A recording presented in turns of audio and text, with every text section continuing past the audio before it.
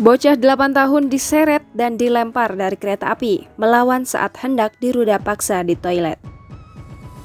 Seorang bocah berusia 8 tahun hampir jadi korban ruda paksa seorang pria di sebuah kereta api. Melawan atas perbuatan bejat sang pria, si bocah dilempar keluar kereta saat kereta masih berjalan. Peristiwa ini terjadi di India di Jalan Raya Goa Nizamuddin antara stasiun kereta api Lonan dan Salpa di distrik Satara, negara bagian barat Maharashtra, India. Dilansir The Times of India, seorang anak berusia 8 tahun sangat berani melawan pelaku pelecehan seksual terhadap dirinya. Dia juga membantu mengungkapkan kasus itu dalam menangkap tersangka.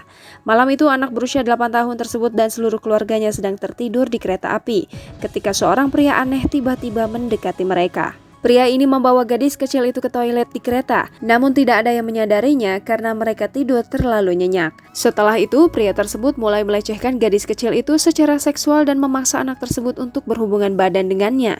Saat anak itu tersadar dan menyadari bahaya, dia langsung berteriak minta tolong.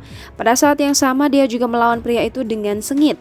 Melihat anak kecil tersebut berjuang, pria ini menyeretnya keluar dari toilet. Ia mengatakan bahwa dia akan mengembalikannya ke orang tuanya, namun pria itu malah melemparkan gadis kecil tersebut keluar kereta yang masih bergerak.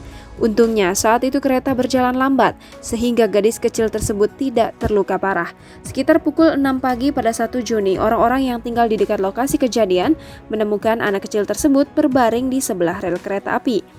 Ada beberapa luka di tubuhnya dan ia segera dibawa ke rumah sakit untuk perawatan. Di rumah sakit, ketika kesehatan psikologisnya lebih stabil, gadis kecil itu mengatakan ia sedang bepergian dengan keluarganya ke Delhi. Namun tiba-tiba datang seorang pria asing dan menariknya ke toilet, lalu memaksanya untuk melakukan tindakan seksual. Setelah dilempar keluar dari kereta, gadis kecil itu berbaring di samping rel setidaknya selama 5 jam sebelum ditemukan.